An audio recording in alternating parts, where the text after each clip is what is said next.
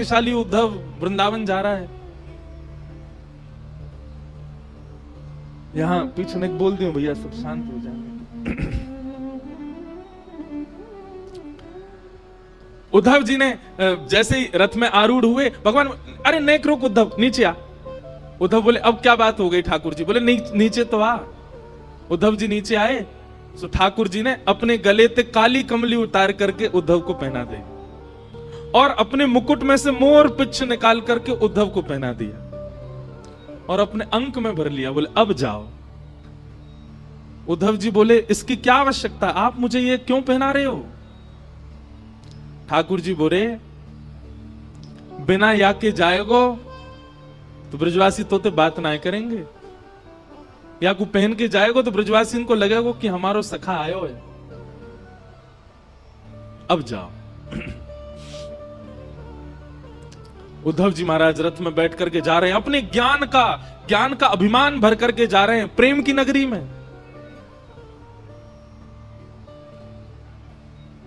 जैसा देश वैसा भेष होना चाहिए, यदि वैसा भेष नहीं होगा तो देश आपको स्वीकार नहीं कर पाएगा। वृंदावन के लिए ज्ञान की आवश्यकता नहीं है, वृंदावन के लिए बहुत यश की आवश्यकता नहीं है, वृंदावन के लिए बहुत संपत्ति होना आवश्यक नहीं है। कुछ नहीं हो चलेगा, पर प्रेम होना बहुत आवश्यक है चित्त में, नहीं तो वृंदावन स्वीकार नहीं करेगा। आप वृंदावन लाख बार हुआ हो, वृंदावन स्वीकार करेगा तो वृंदावन अलग ही दिखने लगेगा आपको। आपको छोटी गलियां नहीं दिखेंगी, आपको भीड़ नहीं दिखेगी, आपको बंदर घूमते कूदते नहीं दिखेंगे, आपको कुछ अलग ही दिखेगा। अगर वृंदावन स्वीकार कर लेगा तो दृष्टि बदल जाएगी। पर वृंदावन स्वीकार के लिए प्रेमी बन करके जाओ। उद्धव जी महाराज वृंदावन जा रहे हैं। अब वृंदावन की स्थिति सुनो। अभी ठाकुर जी को ब्रज से गए हुए लगभग 4 वर्ष हो गए, 4-5 वर्ष ठाकुर जी को जाए हुए हो गए। और वृंदावन की स्थिति क्या है? आज भी इतने वर्ष ठाकुर जी के गए हुए हो गए, आज भी मधुमंगल, श्रीदामा, तनसुखा, मनसुखा, धनसुखा और ब्रजमंडल के समस्त गोप ग्वाल मथुरा के मार्ग पर आकर के बैठ जाते हैं और एक छांव के नीचे बैठ करके मथुरा की ओर देखते रहे। मैं कन्हैया आ रहे होगो, परसों की कह के गयो, आ रहे होगो। रोज प्रतीक्षा करते हैं इतने वर्षों से नित्य, और शाम तक प्रतीक्षा करते करते जैसे ही रात हो जाती है तो रोते रोते जाते हैं और नंद भवन के बाहर जाकर के कहते हैं अरे यशोदा, ओ मैया सुन, तेरो लाला आजो नहीं आयो। परसों की कह के गए हो ना मैया, यही सोच के सो जाइयो कि आज नहीं आवेगो, परसों आवेगो। कल भी मैया यही सोच के सो जाइयो कि परसों आवेगो, परसों भी यही सोच के सो जाइयो कि परसों आवेगो। ऐसो दिन बता के गयो है कन्हैया, परसों बरसों बीत गई लेकिन परसों नहीं आ रही है, आयो नहीं। और रोते बिलकते सब ग्वाल बाल अपने अपने घरों में जाकर के सो जाते हैं।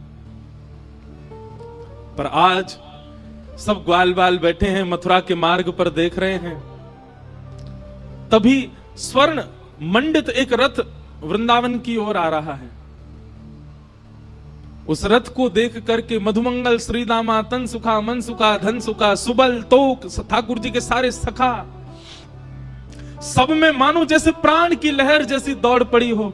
अरे कन्हैया आ गयो, अरे हमारो लाला आ गयो, अरे देखो भैया सखा आ गयो, अरे आज परसों आ गई, आज तो कन्हैया आ गयो, अरे मथुरा ते रथ आ रहा हो भैया, अरे कोई जाओ, जाकर के हम पूरे वृंदावन में हल्ला मचाओ, व्यवस्था करेंगे, बंधन बार बांधेंगे, रोली लाएंगे, अरे भैया सारी भूल माफ कर देंगे, लाला को हृदय से लगाएंगे, हमारो लाला आ गयो। सब दौड़ने लगे रथ की ओर।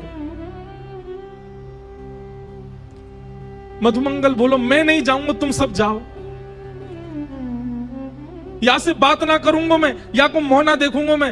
अरे जी बहुत बेकार है, या तो इतना प्रेम कियो मैंने, इतने दिना बाद आ रहा है, कह दियो मधुमंगल तो तोते मित्रता तोड़ चुका है, तुम सब रे जाके मिल लो, मैं ना मिल लो। श्रीदामा समझा रहा, अरे भैया लाला आयो, एक बार जोड़ते दौड़ के गले लगा ले, फिर भली नाराज है जाइयो, इतने साल बाद आ रहा है, मिल तो ले। मधुमंगल बोलो सही कह रहे हो श्रीदामा, लाला बहुत दिना बाद आ रहा है, एक बार अंक से भर लूंगा कस के और फिर दारी के ऐसे दूर फेंकूंगा, मैं फिर मत मिलवाइयो बातें जी, बहुत उद्यमी है, इतने दिनों बाद आ रहा हूं, चल चल चल दौड़ के सवेरे मिले बातें। सब ब्रजवासी दौड़ करके गए और बीच मार्ग में ही रथ रोक लिया, चारों तरफ से घेर लिया। सबके मुखमंडल पर प्रसन्नता है और नेत्रों में आंसू हैं। एक दूसरे को हाथ कस के पकड़ रखो है कि हमारो लाला आ गयो, हमारो कन्हैया आ गयो, देख अभी उतरेगो रथ में से। तभी रथ का पर्दा हटा और भीतर से श्री उद्धव जी महाराज उतर करके नीचे आए। सखाओं ने उद्धव को देखा ही नहीं, वो सब अभी भी पीछे ही देख रहे हैं। जे तो कोई सेनापति है, लाला आयो, अरे भैया राजा बन गो मथुरा को, अब वाको नाम बहुत बड़ो है गो, मथुराधिपति वसुदेव नंदन देव के नंदन, मुंह पे तो बोले ना है जन कहा नाम है गो वाको। उद्धव जी महाराज बोले जय श्री कृष्ण। सब ग्वाल बाल बोले भैया जय श्री कृष्ण, तू हट जा, परे को हट जा, लाला आ रहा हो, हमारो लाला उतरेगो रथ में थे। उद्धव जी महाराज कह रहे हैं श्री कृष्ण नहीं आए हैं, मैं उनका अत्यंत घनिष्ठ सखा हूं, मेरा नाम उद्धव है, मैं यदुवंशियों का सेनापति हूं। श्री कृष्ण नहीं आए हैं, आप सबकी खबर लेने के लिए, सुध लेने के लिए उन्होंने मुझको ही भेजा है।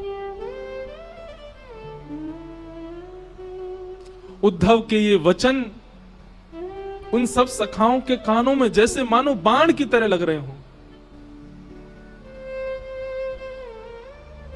मधुमंगल तो वहीं बेसुध होके गिर गया और जोर से हंसने लगा और हंसते हुए बोलो देखो भैया श्रीदामा, ओ भैया तन सुखा मन सुखाओ, देख रहे हो परसों की कह के गयो, बरसों तक आयो नहीं है, और बरसों बाद भी याद आई है तो स्वयं नहीं आयो, अपनो सखा भेजो हमारी सुध लेवे, ये देखवे भेजो हम मर गए कि जी रहे हैं।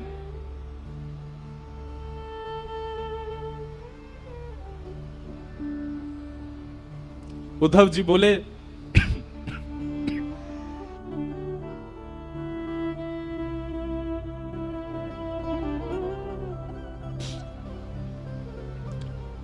श्री कृष्ण आप सबको बहुत याद करते हैं। बोले मत बोले भैया, तू मत बोले, तेरे हाथ जोड़े, तू काय को आया हो ये बता दे हमें, तेरा काम पूरा करा दे, अब आगे मत बता, वाह को नाम मत ले हमारे सामने। अब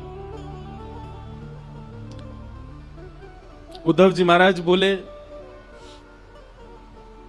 मुझे यशोदा मैया से मिलना है, मुझे नंद बाबा से मिलना है, आप में से कोई मुझे मार्ग बताएगा, नंद भवन कहां है, मैं चला जाऊं वहां पर। मधुमंगल बोलो मार्ग बताऊं तो को, आजा मेरे संगा। उद्धव का हाथ पकड़ करके ले गए, एक छोटा सा जल का एक नाला जैसा बह रहा था। बोले या के किनारे किनारो चलो जाइयो, और जहां से ये जल उद्गम है रो है, जहां से ये जल आ रहे हो है वही नंद भवन है, चलो जा जा। उद्धव जी बोले नाले का उद्गम नंद भवन से, पहली बार सुन रहा हूं किसी घर से कोई नाला निकलता है क्या।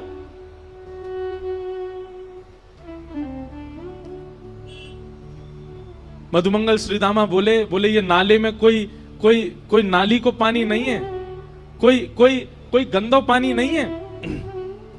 तेरे सखा मथुराधिपति नए नए जो बने हैं श्री कृष्ण, उनके विरह में, उनकी याद में लाखों ब्रजवासी, लाखों ब्रजनारी नंद बाबा यशोदा नंद भवन को घेर करके बैठे रहते हैं और प्रत्येक दिन पिछले 5 वर्षों से नीर बहा रहे हैं, उन्हीं के नेत्रों के अश्रु ही ये धार बनकर के बह रहे हैं।